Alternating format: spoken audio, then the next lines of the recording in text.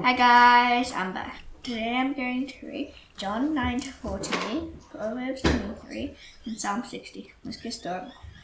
As he passed by, he saw a blind man from birth, and his disciples asked him, Rabbi, you see, this man from his parents, that he was born blind. And Jesus answered, It was not that this man was parents, but that the works of God might be displayed in him. We must work the works of him who sent me while it is day. Night is coming, when no one can work. As long as I am in the world, I am the light of the world. Having said these things, he spit on the ground and made mud with the saliva. And he anointed the man's eyes with some mud and said to him, Go, wash in the pool of Siloam. And so he went and washed and came back seeing. The neighbors and those who had seen him before as a beggar were saying, Is this not the man who used to sit and beg? And some said, It is he.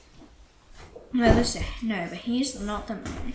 No, but he is like him. He kept saying, I am the man. So they said to him, And how are your eyes open? He answered, The man called Jesus made mud and anointed my eyes and said, Go to Siloam and wash. So I went and washed and received my sight. They said to me, Where is he? And he said, I do not know. They brought to the Pharisees the man who had formerly been blind. Now it was the Sabbath day when Jesus made the mud and opened his eyes. So the Pharisees again asked him how he had received his sight. And he said, He put mud on my eyes, and I washed, and I see. Some of the Pharisees said, This man is not from God, for he does not keep the Sabbath. And the others said, How can a man who is a sinner do such signs? And there was a division among them.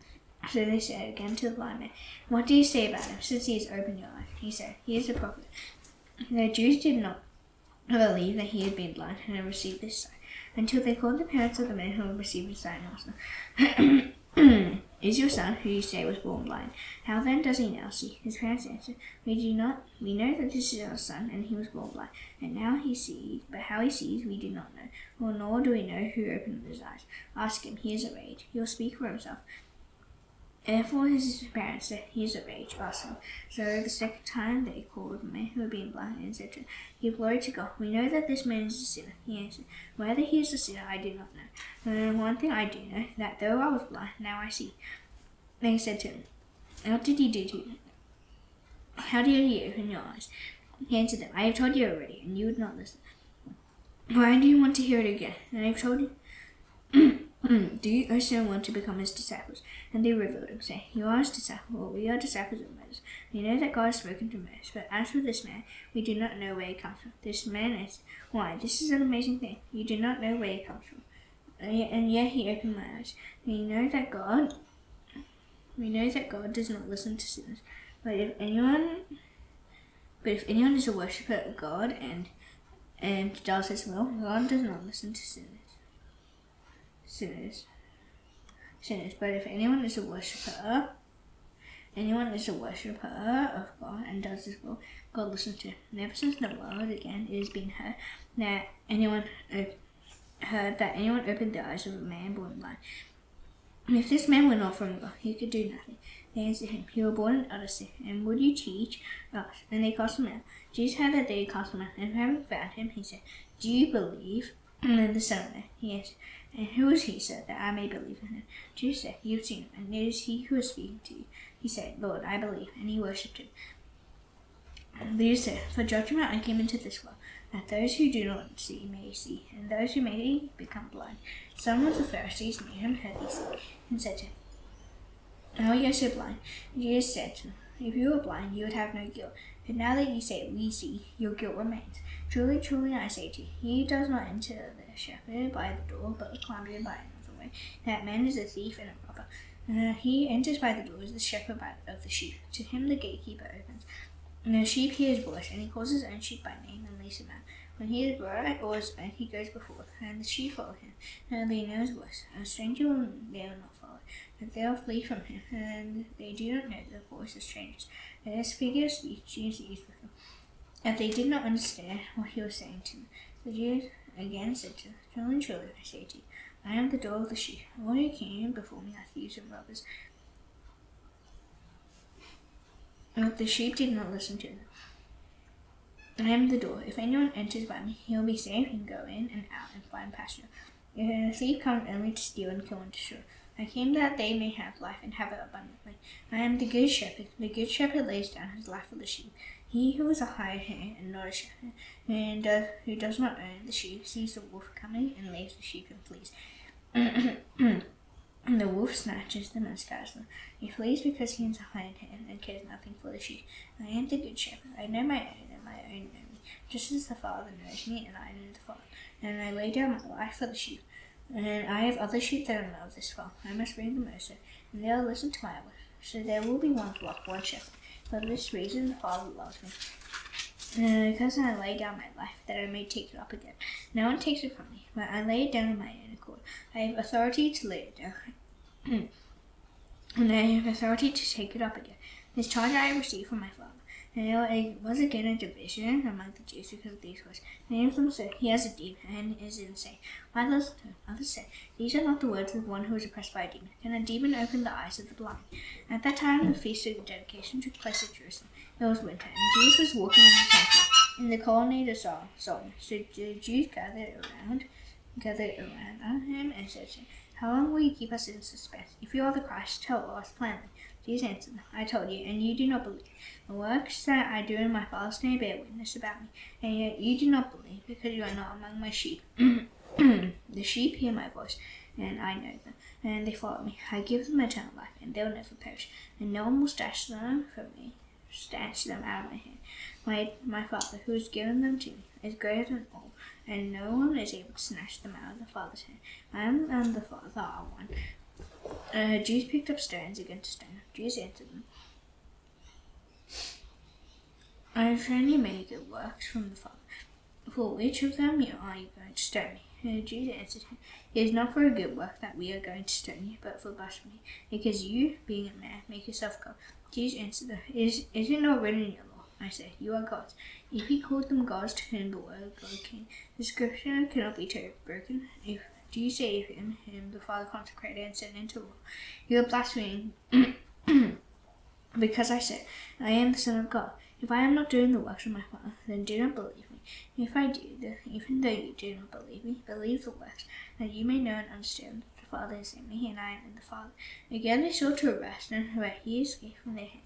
He went away again across the Jordan to the place where John had been baptizing at first, and there he remained. And many came to him, and they said, "John did no sign, but everything that John said about this man was true."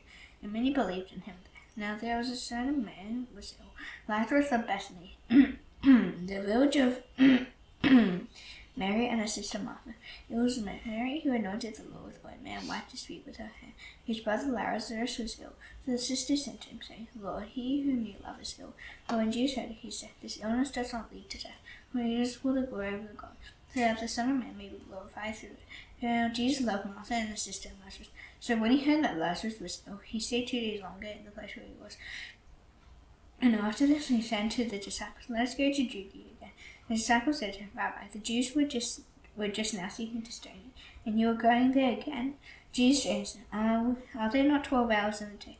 If anyone walks in the day, he does not stumble, because he sees the light of this world. If anyone walks in the night, he stumbles, because the light is not in him." After saying these things, he said to them, "Our friend Lazarus has fallen asleep, but I go to awaken him." The disciples said to him, "Lord, if he has fallen asleep, he will recover." Now Jesus had spoken of his death, but they thought he was meaning taking rest and sleep. Then Jesus told them plainly, "Lazarus has died, and for your sake I am glad that I was not there, so that you may believe." Let us go to him.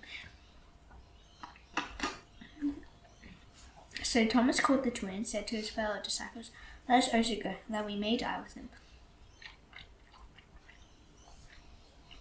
Now when Jesus came, he found that Lazarus had already been in the tomb 4 days. Bethany was near Jerusalem, and about 2 miles off, and many of the Jews had come to Martha and Mary to console them concerning their brother. So when Martha heard that Jesus was coming, she went and met him, but Mary remained seated in the house. Martha said to Jesus, "Lord, if you had been here, my brother would not have died. But even now I know that whatever you ask from the Lord, God will give you." Jesus said to her, "Your brother will rise again." And Martha said to him, "I know that he will rise again in the resurrection on the last day." Jesus said to her, "I am the resurrection and the life. Whoever believes in me, though he die, yet shall he live. And everyone who lives and believes in me shall never die. Do you believe this?" She said to him, "Yes, Lord. I believe that you are the Christ, the Son of God, who is coming into the world." When she had heard this, she went and called her sister Mary, saying in private, "The teacher is here and calling for you." And when she heard, she rose quickly and went. Now Jesus had not yet come into the village. It was still in the place where Martha had met him. Now the Jews who were with her in the house consoling her, saw Mary rise quickly and go. They followed her, supposing that she was going to the tomb to weep there. Now when Mary came to where Jesus was and saw him, she fell at his feet, saying to him, Lord, if you had been here, my brother would not have died. And Jesus saw her weeping, and the Jews who had come with her also weeping. He was deeply moved in the spirit and greatly troubled. And he said, Where have you been laid? And they said to him, Lord, come and see. And Jesus wept. So the Jews see how he loved him. But some will say, Could not he who opened the eyes of the blind man also have kept this man from dying? And Jesus, deeply moved again, came to the tomb. It was a cave, and a stone lay against it. Jesus said, Take away the stone. Martha, the sister of the dead man, said to him, Lord, by this time there will be no idol, for he is being dead 4 days. Jesus said to her,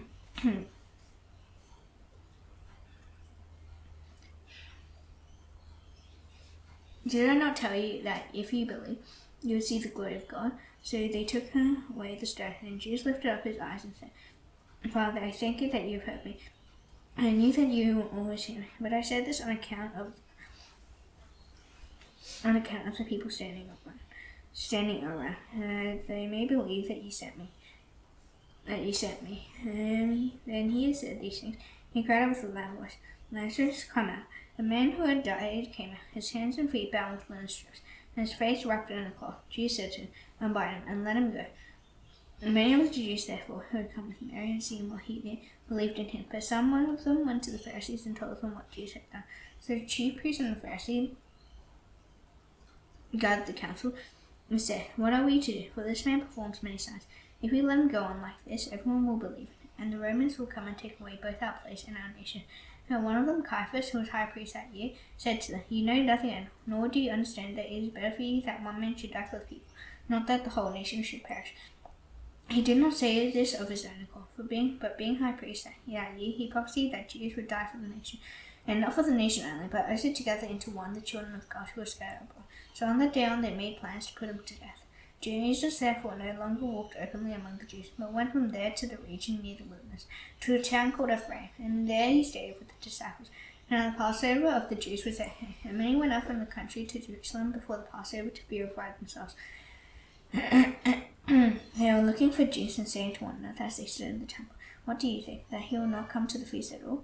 Now the chief priests and the Pharisees had given orders that if anyone knew where he was, he should let them know, so that they might arrest him. 6 days before the Passover, Jesus therefore came to Bethany, where Lazarus was, whom Jesus had raised from the dead. So they gave him a dinner for them there. Martha served, and Lazarus was one of the roomers reclining with him at table. Mary therefore took a pound of expensive ointment made from pure nard, and anointed the feet of Jesus, and wiped his feet with her hair. The house was filled with the fragrance of the perfume. The Jews asked one of his disciples, and said, Why was this ointment not sold for 300 denarii and given to the poor? He said this not because he cared about the poor, but because he was a thief, and having charge of the money bag, he used to help himself to what was put into it. Jesus said, Leave her alone, so that she may keep it for the day of my burial. For the poor you always have me, but you do not always have me. When the large crowd of the Jews learned that Jesus was there, they came, not only on account of him, but also to see Lazarus, whom he had raised from the dead. So the chief priests made plans to put Lazarus to death as well, because on account of him many of the Jews were going away and believing in Jesus. The next day the large crowd that had come to the feast heard that Jesus was coming to Jerusalem. So they took branches of palm trees and went out to meet him, crying out, Hosanna, blessed is he who comes in the name of the Lord, even the King of Israel. And Jesus found a young donkey and sat on it, just as it is written, Fear not, your daughter Zion, behold, your king is coming, sitting on a donkey's colt. His disciples did not understand these things at first, and when Jesus was glorified, and then they remembered that these things had been written about it, and had been done to him. The crowd that had been with him, when he called Lazarus out of the tomb and raised him from the dead, continued to bear witness. The reason why the crowd went to meet him was that they heard that he had done the sign. So the Pharisees said to one another, You see that you are gaining nothing. Look, the world has gone after him. Now among those who went up to worship at the feast were some Greeks. So these came to Philip, who were from Bethsaida in Galilee, and asked him, Sir, we wish to see Jesus. Philip went and told Andrew and Philip went and told Jesus. And Jesus answered them, The hour has come for the Son of Man to be glorified. Truly, truly, I say to you, unless a grain of wheat falls into the earth and dies, it remains alone. But if it dies, it bears much fruit.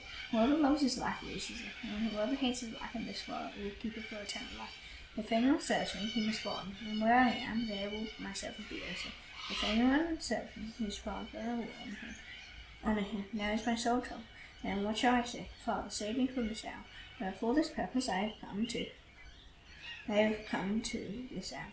Father, glorify your name. Then a voice came from heaven. I have glorified it. And I will glorify it again. The crowd that stood there and heard it said that it was thundered. Others said, an angel speaking to him. Jesus answered, this voice has come for your sake, not mine. Now is the judgment of this world. Now will the ruler of this world be cast out. And I, when I am lifted up from the earth, will draw all people to myself. And he said this to show by what kind of death he was going to die.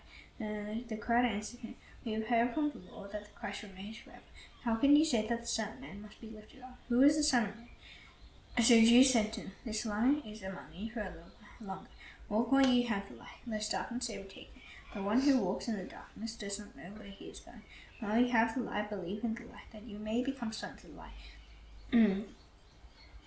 And Jesus had said these things, he departed and hid himself from them. Though he had done many signs before them, he still did not believe in him, so that the words spoken by the prophet Isaiah might be fulfilled. The Lord who has believed what he had heard from us, and to whom has the arm of the Lord been revealed. Therefore they could not believe, for again Isaiah said, he has blinded their eyes and hardened their heart, lest they see with their eyes and understand with their heart and turn, and I will heal them. And Isaiah said these things because of that he saw the glory and spoke of him. Nevertheless, many even of the authorities believed in him, but for the fear of the Pharisees they did not confess it, so they would not be put out of the synagogue. For they love the glory that comes from a man more than the glory that comes from God. And Jesus cried out and said, whoever believes in me believes not in me, but in him who sent me. And whoever sees me sees him who sent me. I have come into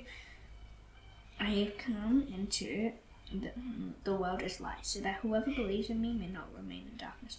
If anyone hears my words and does not keep them, I do not judge them. For I did not come to judge the world, but to save the world. The one who rejects me and does not receive my words has a judge. The word that I have spoken will judge him on the last day, for I have not spoken on my own authority. But the Father who sent me has himself given me a commandment, what to say and what to speak, and I know that his commandment is eternal life. What I say, therefore, I say as the Father has told me.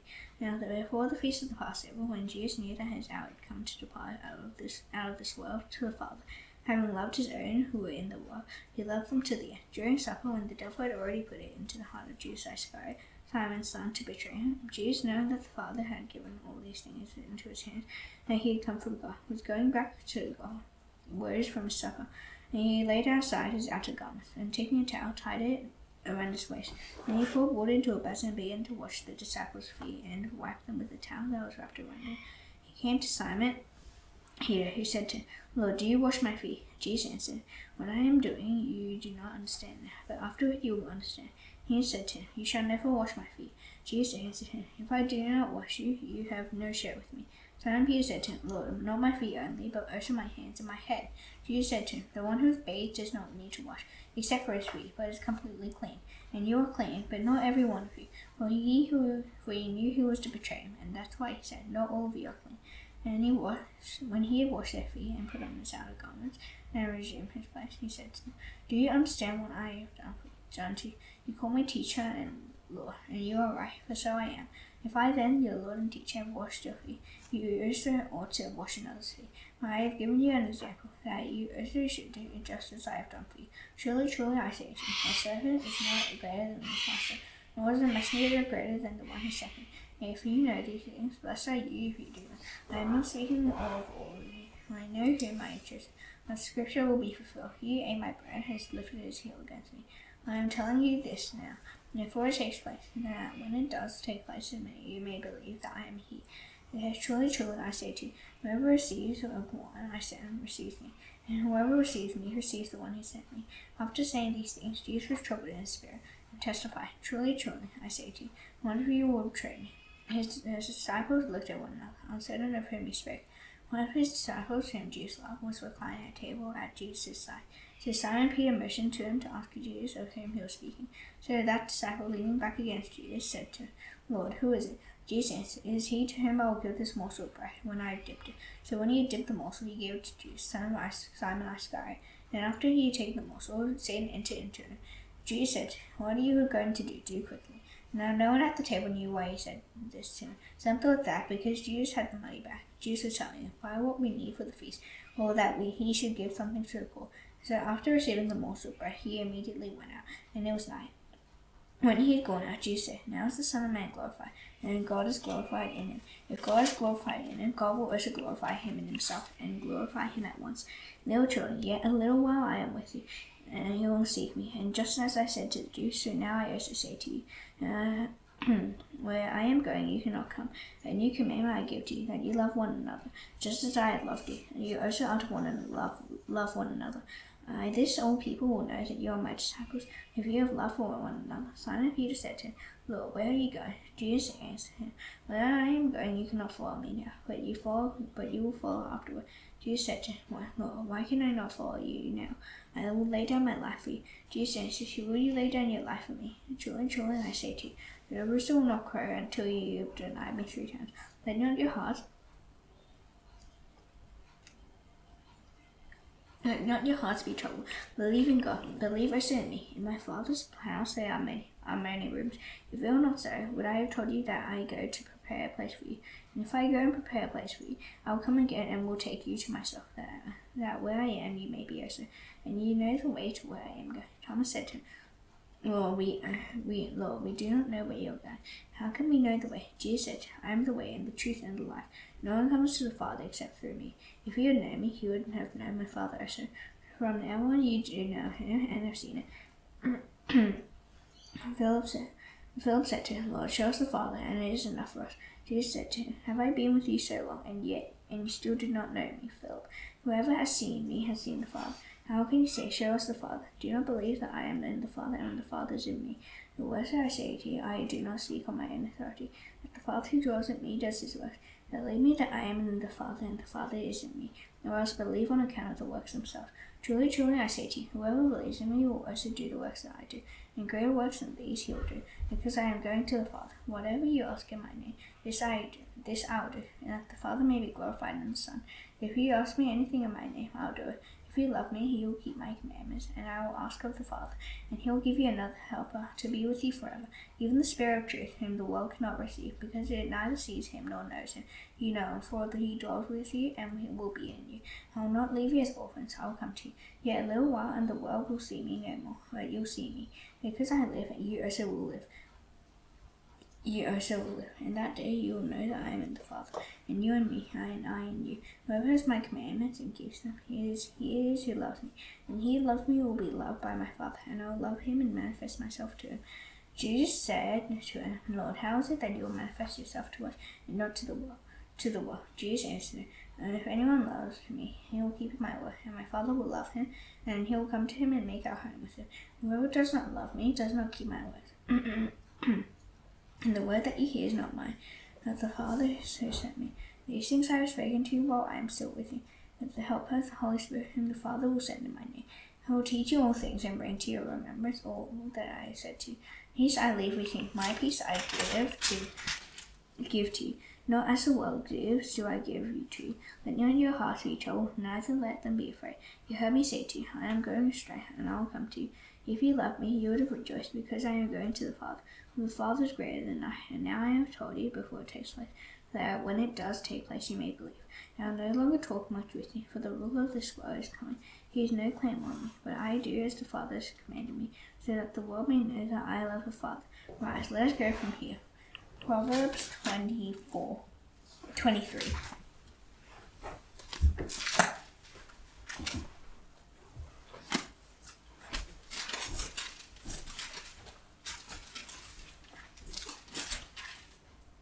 When you sit down to read with a ruler, observe carefully what is in front of you, what is before you. Put a knife to your throat if you are given to appetite.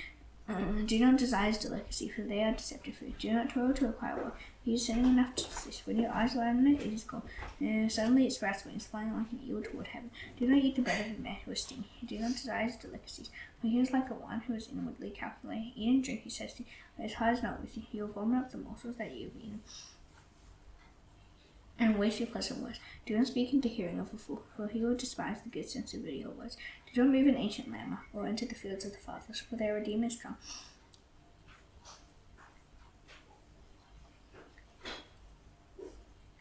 He will plead their cause against you. Apply your heart to instruction and your ear to words of knowledge. Do not withhold discipline from a child. If you strike him with a rod, he will not die. If you strike him with a rod, you will save his soul from Sheol. My son, if your heart is wise, my heart too will be glad. My inmost being will exalt, and your lips speak what is right. Let not your heart envy sinners. Continue in the fear of the Lord all the day. Surely there is a future, and your hope will not be cut off. Hear my son, and be wise, and direct your heart in the way. We are not among drunkards or among gluttonous eaters of meat. For the drunkard and the glutton will come to poverty, and slumber will clothe them in rags. Listen to your father who gave you life, and do not despise your mother when she is old. My truth, and do not sell by wisdom, instruction, and understanding. The father of the righteous will greatly rejoice. Your father, so wise son, will be glad in him. Let your father and mother be glad. Let her boy rejoice. And son, give me your heart. Let your eyes observe my ways. For a prostitute is a deep pit, and an adulteress is a narrow way. She lies in wait like a robber, and increases the treasures among mankind. Who is woe? Who is sorrow? Who is strife? Who is complaining? Who is wounds without cause? Who is readiness to rise? Those who tarry long over wine, and those who go to try much wrong. Do not look at wine when it is red, when it sparkles in the cup and goes down smoothly. In the end, it bites like a stone and it stings like an adder. Your eyes will see strange things, and your heart utter perverse things. You will be like one who lies down in the midst of the sea, like one who lies on the top of the mast. They struck me, you will say, but I was not hurt. They beat me, but I did not feel it. When will I wake up? I must have another drink. Psalm 60.